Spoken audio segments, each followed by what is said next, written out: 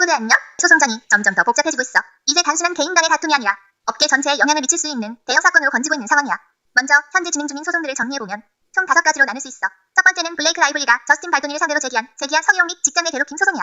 두 번째는 저스틴이 블레이크와 그녀의 남편 라이언 레이널즈 그리고 그들의 홍보팀을 상대로 제기한 명예훼손 소송이지. 세 번째는 저스틴이 오랫동안 함께 일했던 홍보 담당자 스테파니 존스를 상대로 문자 유출 혐의로 고소한 건이고, 네 번째는 스테파니가 저스틴을 부당행위로 맞고소한 사건이야.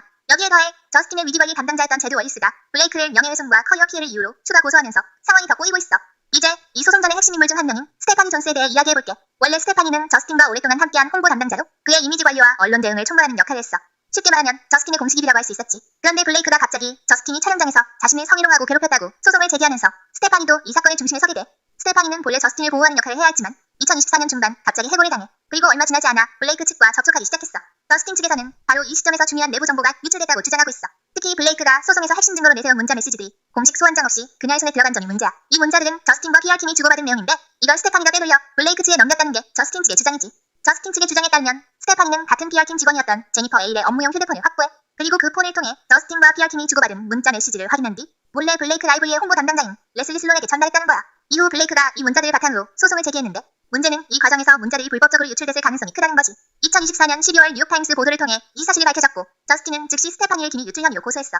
하지만 스테파니도 가만히 있지 않았어. 오히려 저스틴을 맞고소하면서 자신이 문자 유출과는 무관하며 저스틴이 자신의 커리어를 망가뜨리기 위해 희생양으로 삼았다고 주장했지. 스테파니의 입장은 간단해.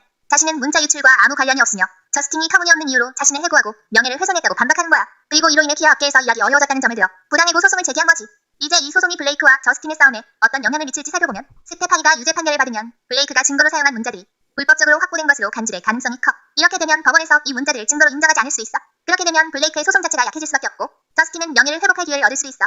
반면 스테파니가 승소하면 저스틴이 부당해고를 했다는 사실이 법적으로 인정되는 거고, 그럼 저스틴이 원래 문제가 있었던 거 아니냐는 여론이 형성될 가능성이 커지겠지. 이 와중에 또 다른 인물 제드 월리스도 블레이크를 고소하면서 사건은 더욱 커졌어. 제드는 원래 저스틴의 위기관리 전문가로 논란이 커지면서 사태를 정리하는 역할을 맡았던 사람이야. 그런데 블레이크 측이 그를 저스틴의 언론 조작을 담당한 인물로 몰아가면서 그의 커리어가 완전히 박살났다는 거지.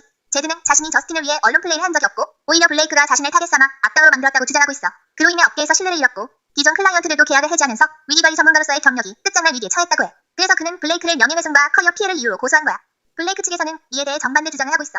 제드가 저스틴의 이미지 세탁을 위해 헐리우드 언론을 조종했고 블레이크를 악녀로 만들기 위해 부정적인 기사를 퍼뜨렸다는 거지. 블레이크가 저스틴을 고소하자마자 블레이크가 촬영장에서 문제를 일으킨 적이 많다는 기사를 쏟아졌고 블레이크 측에서는 이게 다 제드의 조작이라고 보고 있어. 결국 법정에서 블레이크의 변호인단이 제드의 이름을 직접 언급하면서 그가 저스틴을 대신해 언론 플레이를 했다는 주장을 펼쳤어.